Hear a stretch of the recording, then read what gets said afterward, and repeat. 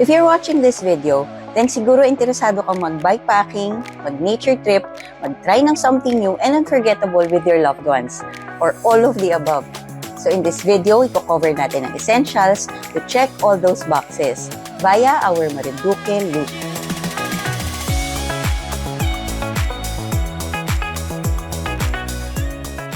Marinduque is a heart-shaped island in the Philippines, known for its quiet roads, scenic coastlines, and warm communities. Malapit lang ang Marinduque sa Manila, and the entire loop is only 140 kilometers, which makes it very ideal for an island loop. In fact, kayang tapusin ang loop in just one day. In our case, we decided to do the loop in 2 days para mas relax ang pace. Kung first time mo sa Marinduque, stay longer para may time pa to enjoy the beach and other tourist spots. So from the port, nag-ride out kami to Poctoy Beach for 60 kilometers, and the next day, another 80 kilometers going back to the port. The route is a mix of rolling hills and coastal roads, so it's scenic all the way. And kung mapapansin nyo sa buong video, wala masyadong sasakyan. Actually, wala kaming nakitang kahit isang stoplight. Also, pinili namin ang clockwise na route para mas banayad ang ahon and for more coastal roads the next day. While the loop is the highlight of this trip, getting to Marinduque is also part of the adventure. Here's how we did it. If you're coming from Manila, kailangan mong makapunta sa Dalahican Port in Lucena, Quezon for the ferry. So that's either by bus, public vans, or by private car. By car, roughly 4-hour drive via SLEX. Pero kami, sa Tanay kami dumaan kasi we prefer more scenery. Mas mahaba ang biyahe pero mas okay ito para sa amin. If familiar kayo sa Sierra Loop or Laguna Loop, ito din yung kalsada doon. Pagdating sa port, bayad na kami ng terminal fee, bumili ng ticket, going to Marinduque. That's it! Pwede nang mag-relax while waiting to board. But make sure na naririnig nyo yung mga announcements sa speaker para alam nyo kung pwede na kayong sumakay ng barko. Pagsakay ng ferry, secure mo lang yung bikes nyo. Bukod sa bike lock, we use bungee cords para di humuyog yung mga bikes namin. Empty mo lahat ng bags mo at tanggalin mo lahat ng accessories. The ferry ride is roughly 3 hours long. May option to stay outdoors or sa napakalamig na malasinihang indoors. We chose indoors para makatulog pa kami. Pero ang ending, nanood lang din kami ng movie. Ganda na palabas eh. As you can see, malaki itong barkong ito, so hindi mo halos mararamdaman na umaandar siya. Although nagbonomin kami today kasi kakatapos lang ng bagyo at baka sobrang alon, pero hindi naman pala kailangan. And then, pagdating ng Marinduque, set up lang ulit kami ng bikes, then ride out na. Ganun lang siya kasimple, di ba? So yung biyahe is just as enjoyable as the bike ride. Next, let's talk about accommodations. Kung 100% adventure ang hanap mo, camping is the best option. Pero if it's 50% adventure, 50% comfort tulad ng gusto namin, ganito ang ginawa namin. We stayed 1 night sa hotel near Dalahican Port the day before the ferry ride. Iniwan na din namin sa hotel yung sasakyan namin since babalik pa kami dito to spend another night before going back to Manila. At dahil dyan, nakalibre kami ng parking. If prefer mo mag-park sa port, which is also safe and secured, that's roughly 100 pesos per day. Sa Poctoy Beach, we opted for the government-operated beachfront bungalows. For the location and the size, fair naman yung pricing niya compared dun sa mga katabing luxury resorts.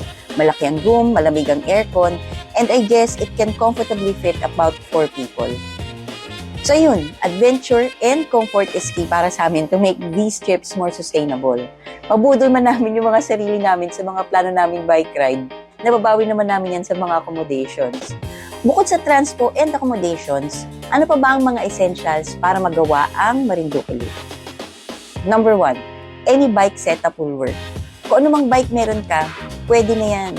Pero kung may plano ka pang mag-explore ng island apart from the loop, expect some rough and gravel roads. Of course, always be prepared kung ano man yung mga aberya since hindi naman common ng bike shops dito. Make sure you bring your tools and spare parts. Here's a short checklist and links below in case kailangan yung bumili. Number 2, have a program. What works best for us is we take 10-minute breaks every 45 minutes na nagbabike. And we try to keep an average of 20 kilometers per hour. Masarap yung mga breaks dito sa Marinduque kasi laging maganda yung view at laging fresh yung hangin. And don't forget, do some light stretchings before and after the ride. Number 3, fueling and hydration. Bawal magutom at mauhaw para mas enjoy mo ang ride. So we eat and drink during our 10-minute breaks. Some riders prefer carbo-loading the day before the ride and then gels, bars, etc. during the ride. Kami, we take advantage to eat yung hindi namin kinakain on a normal day, tulad ng mga nakikita nyo na kinakain namin sa video. For hydration naman, it's always Poctoy, Sweat, or Gatorade pag available para maiwasan ng mga pulikat. Number 4, skincare. Yes, this is very important dahil hindi na tayo bumabata. I always apply sunblock and I have a nightly routine para maalagaan ko yung aking beautiful skin. Chos! I always use sleeves and mask pag talagang tirik ang araw. Nilagay ko din sa description yung mga ginagamit ko in case kailangan nyo. Number 5. Sa bikepacking, forget packing light. Pack for comfort tayo dapat. So, apart from your regular cycling stuff, make sure prepared ka sa gutom, uhaw, lamig, init, at sa ulan. Kahit ano pa ang sabihin ng weather forecast, you'll never know kung anong dadatnan nyo. So, mount your lights, not because gagabihin kayo sa kalsada, but because you want to be visible in case na umulan, tulad na lang ng nitong nangyari sa amin. Sa gabi naman, you want to be very comfortable. Sleep and recovery is very, very, very important. So, para pag gininaw ka, kailangan may jacket, socks, and pants. They are your best friend and not your bike. So as you can see, we have space for all our essentials. Check our complete list below in the description. There you have it. For your reference na din, I'm sharing our total expenses on the screen. Marinduque is more than just a loop. It's a journey through quiet roads, kind people, and unforgettable views.